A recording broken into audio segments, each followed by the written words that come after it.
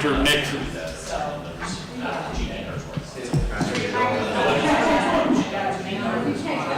They're all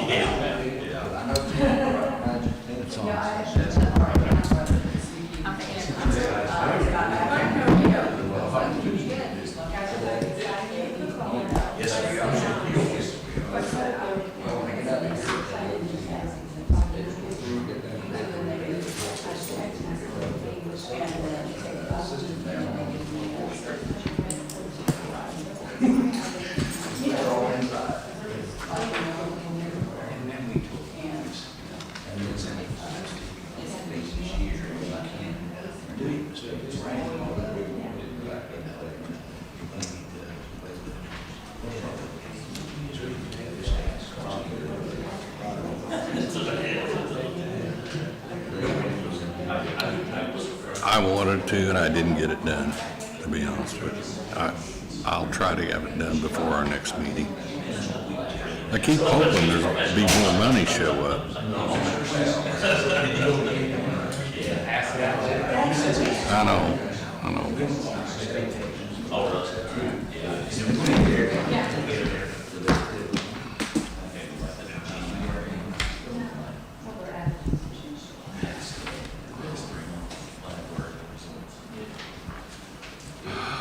How are you?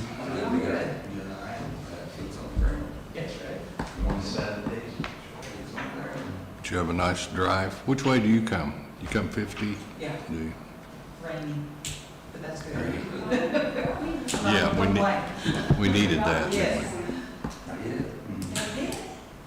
From where I live, it's closer for me to get to Lagodi, to go down through Crane and go down that way. Yeah. And a lot nicer drive. Yeah. I don't like 50. I never have. Dave, our county attorney, he drives that frequently too. He's not real proud of it. all too frequently. Yeah.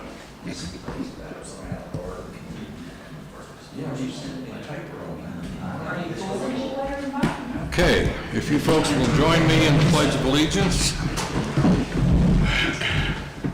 I pledge allegiance to the flag of the United States of America and to the republic for which it stands, one nation, under God, indivisible, with liberty and justice for all.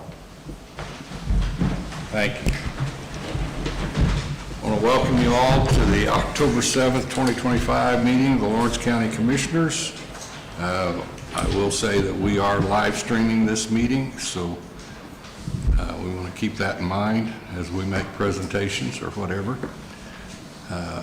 Next item on the agenda is the approval of minutes for September 23rd, 2025.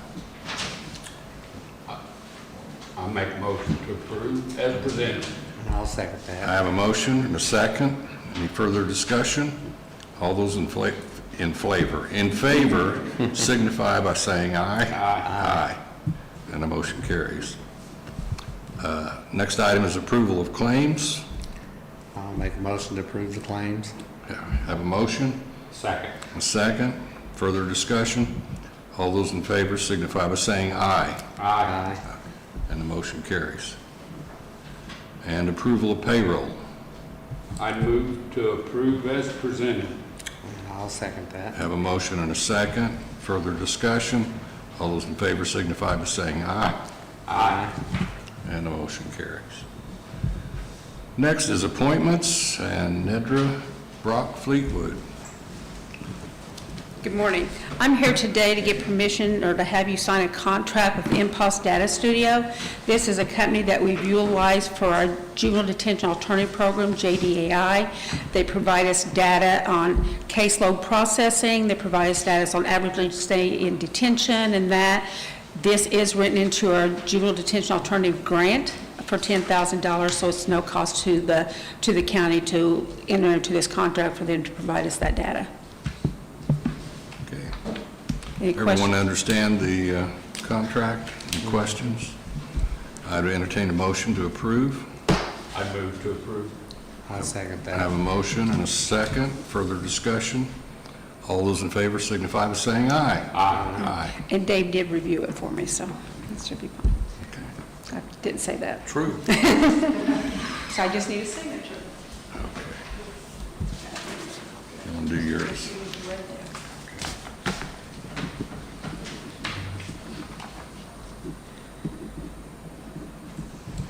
All right. Thank you. And next is Jenny Deerwester from SIDC Housing Rehab Project. Good morning. Good morning to you. I wanted to speak to the commissioners about seeing if you are interested in doing another housing rehabilitation grant. It's been a few years since we've done one. I know Rodney helped a lot with the last one that we did. SIDC received a housing preservation grant from USDA Rural Development last year for the purpose of owner-occupied rehab in Lawrence County. We received a grant for $107,875, of which $88,459 is set aside for rehabilitation activities. So that amount can be used as matching funds for an Indiana Office of Community and Rural Affairs grant. The Okra grant is a little bit different from what we had done before with Indiana Housing and Community Development Authority. In the past, we were able to do a multitude of things on the homes: windows, roofing, siding, heating and air conditioning, and so forth. Lead-based paint was a big issue at that time too, and any lead-based paint hazards had to be addressed. When Indiana Housing quit doing the OOR program and Okra took over it, we are now focusing on 6 items, which is the roof, and it does not include soffit, fascia, or guttering, so just strictly the roof, heating and air conditioning, electrical system upgrades, water heater, and a ramp into the home, and then also now radon mitigation. So those are the 6 items that could be addressed in an OOR program. Okra's coming out with their final round for the year on October 14th, and the applications are due on November 14th. It is a quick turnaround period. The county is eligible to apply for up to $500,000. Cities and towns can receive $350,000, counties can receive $500,000. And with the SIDC HPG grant, you have more than enough to cover the required match for that if you would like to. In the past, we used the grant funds for the rural areas of the county. Cities and towns can apply for this grant themselves. I'm currently working in Mitchell on one. It will end June of 2026, and Bedford has one as well, and I believe it may be the same time period also. So it's basically up to the county if you decide you want to do this program, if you want to just do it for the rural areas, or if you want to do it for the entire county as a whole. With that $500,000 grant, you could do 21 houses, and between the grant and the grant that SIDC received, you can put $25,108 into a house. When we did our last funding cycle with Okra, we had the communities put in a little bit of money, just to show kind of like a good faith effort, and $50 a house. At 21 houses, that would be $1,050 if the county would be able to do that, and then that would provide $21,158 per house in rehabilitation for those 6 items. Okay. The only thing, if you decided to do it and, you put in the $1,050, the only other thing that we'd have to pay, there is a legal notice for the public hearing that is before the application. There would be a legal notice to procure the services of a grant administrator if you're awarded the grant, and then legal notice for like the release of funds if you're awarded to. So it's basically legal notices to a certain point. Once you have a grant administrator on hand, then they can procure the services of the inspector and radon tester. So you still have an inspector that would be procured. that inspector would go out and inspect the homes after they're identified and look at those.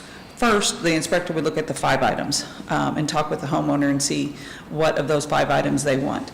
Then there's also a radon tester that would be procured. He would go out and test the property to see if there's any radon. If there is radon, that has to be done. It's kind of like the lead in the previous years. They're focusing on the radon, so if there is there radon, that must be done, and then the funds can be spent on the other 5 items.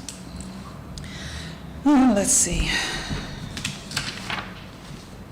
You may be going to cover this, but we do, having had experience in working with this before, we do attempt to utilize local contractors when possible. Yes. Contractors have to be approved and have to be able to show the qualifications to do these Right, so with this projects. program, they have to have the $1 million public liability, property damage insurance, and workers' comp insurance. There's no requirements as far as being licensed, with the exception of radon. So if a house does have radon and it has to be mitigated, it does have to be done by a licensed radon mitigator, and the general contractor could sub that out. And yes, we do try to use local contractors. We found that we still don't get a lot of response from contractors, but we have gotten a little bit more since we're not doing the lead. I'll say that. It's still, they still see it as a process and having to wait to get their money and that kind of stuff, but we still try to do it to local contractors, and if anybody, your contract, no contractors, please send them this way. But you do have, because I'm involved in it through SIDC, I do know that you have some really good contractors We do. who travel Yes. the district areas and Yeah. are willing to come in and do those projects. And we worked with a couple of them for 20-plus years. Yeah. We do have a couple new ones. One is from the Bedford area, so we're getting ready to work with them in Mitchell. So excited for that we had an area one come into play. With this grant also, there are income limits. I can just give you a couple of them. For one person, the maximum income is $50,400. 2 people's, $57,600. 3 is $64,800, and 4 is $72,000. So that would be the maximum income a household could make in that. The Okra is also giving additional points if you target populations, which would be persons with disabilities, aging in place, veterans, and single-parent households. And the way you could do that is, you can accept applications from anyone, but those that qualify with the income and in one of those 4 target areas would receive assistance first.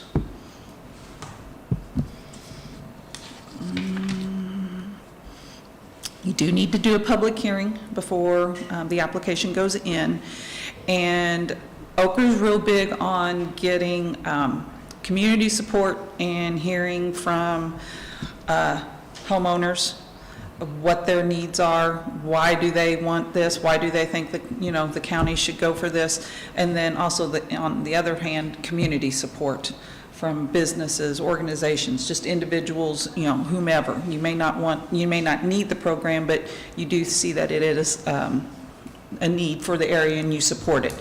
And what we have done in the past is we've done I think it's FormStack survey, and we put that out there for folks to see. Facebook is a great tool to use, and, counties, if the county has a Facebook page, township trustees, and so forth, those are real big, and just word of mouth. We would do what we call a community meeting, typically in the evening now, so that folks that work can come and attend as well, to go over the program with them, and then also to fill out a survey if they would like, so that we can turn those surveys in and say, yes, this is a need here.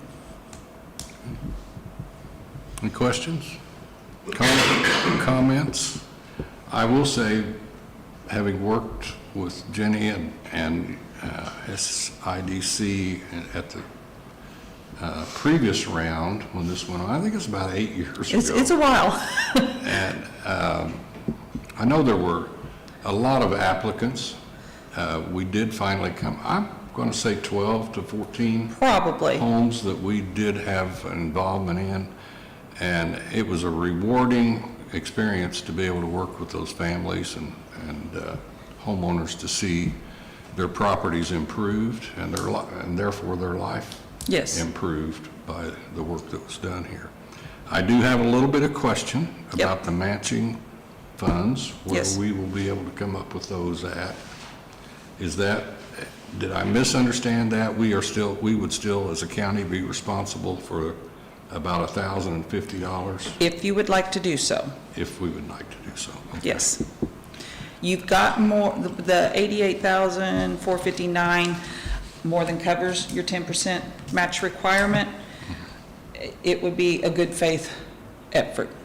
I mean, if you wanted to knock it down to $25 a house, just an effort that you're saying that this is worthwhile, we are willing to put in some money. We're putting skin in the game.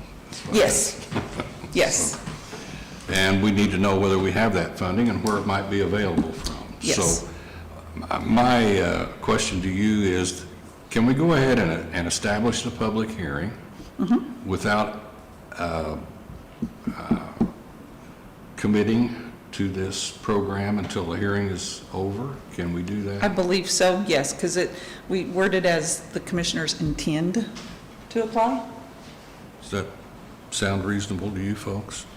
It's a good program. There's no doubt in my mind that the need will far exceed what we'll be able to do. But until we have a better idea where our funding sources are going to come from and how we're going to be able to pay for it, I would prefer to just initiate the move to have a public hearing. That is fine. You'd also probably be looking at those funds being spent, I'm going to say the latter part of 26 into 27. Okay. That was, Yeah.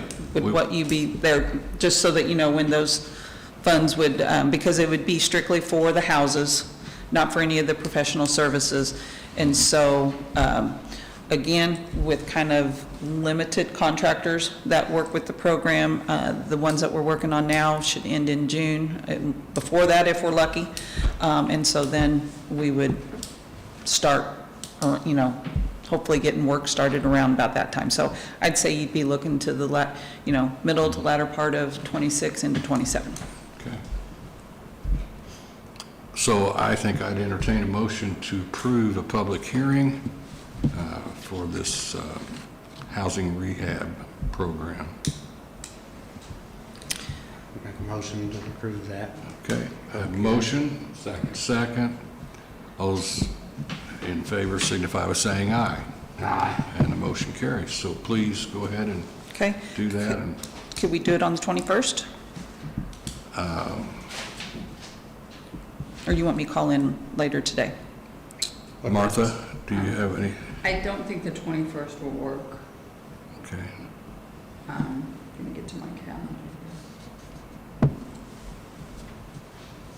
But is that one of the council dates? No, the 21st, I will be at auditor's conference. Oh, So You better you're going to if you don't. move that meeting then, that why day? don't you get back with Martha I sure will, and and we'll set something we'll up. set a date. Okay? All right. All right, thank you all very much. Thank you, Jenny. I appreciate the work you guys do. Thank you. Okay, next on the agenda is Flynn and Son snow removal contract, and I think we have those contracts available for everyone to review. Any comments, or do I have a motion to approve the contract? I move to approve. Have a motion to approve I'll second that. and a second. Any further discussion? All those in favor signify by saying aye. Aye. Aye, and the motion carries. Okay, next is Department Reports, Highway with Brian Souter. Good morning. Good morning. Good morning. I don't really have much to put out today. We got crack sealings happening this month. So you'll see the crews out with a couple trucks, filling some cracks on the roads. Next thing I don't want to talk about, but what we're doing is we're getting our sand and salt spreaders ready for whatever Bueno brings us. And on Pinhood Road, I got the Corey, the county surveyor, helping with the DNR permit, where it's eroding down there by the bridge, and we're going to get that DNR permit because it's in a flood zone. Try to get that bank built by them, so don't wash under the bridge and the road. Other than that, we'll start our bids and stuff soon for paving and oil and all that good stuff. Working on that stuff. Any questions for me? No, can I add something?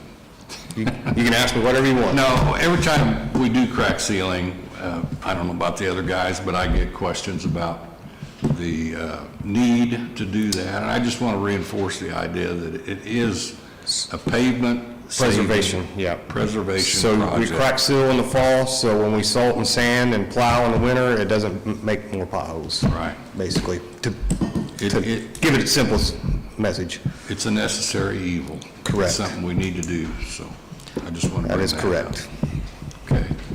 Thank you, Brian. Thank you, Brian. Next on the agenda is emergency management. I got a text from Valerie.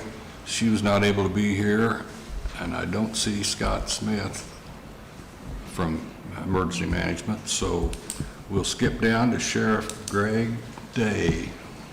Good morning, Sheriff. How are you? All right, just got a couple things here this morning. I'll start off with the jail population as normal. We have 90 total inmates, 75 males, 15 are females. We currently are holding 15 that are awaiting transport to DOC. We have one parole hold with no local charges, and then we have 2 level 6 felons that were sentenced to do their time here locally. The next thing, you all should have a copy of the commissary report for the third quarter. It used to be, those were required to give to the council and commissioners every 6 months. Law changed, so it's every quarter now, so you do have that. There's nothing earth-shattering on there unless you just have a specific question. We basically brought in just over $79,000 in commissary, and we spent just over $78,000 in funds to fund things, so that's that. And then my last thing, I think it's actually, I assume you want me to go ahead to that, any unfinished business and sheriff employee contract while I'm up here. I talked about it at the last meeting. Indiana Senate Enrolled Act 95 passed that helps agencies be reimbursed if they hire somebody and send them to the academy and then they leave within that first 3 years to go to another agency or even just leave in general as a way to help alleviate some of the costs that we've sunk into people. So as part of that, if an officer leaves within that first 3 years to go to another agency, then I can submit reimbursement to whatever agency hired that person. And if it happens during the first year, I can ask for 100%. I can get 100% reimbursement for all the training cost and salary that's been invested into that person. If it happens during their second year of employment, 66%, and then 33% if it happens in the third year. So that's kind of a deterrent for agencies to maybe not be taking people from agencies at least for a few years. And then as part of that, it also allows agencies to have their new hires sign a contract where if they leave, maybe they're not leaving to another police agency, but they're just leaving your department to go to another job. The contract that they sign is basically saying they will reimburse us for the cost of their training and things like that. So the contract that I kind of drafted one and sent it to Mr. Smith, and I think you guys all kind of have a copy of what that final version would look like. That if it's all right with you guys, I will start having new merit deputy hires sign. Just basically, it just follows the Senate Enrolled Act 95.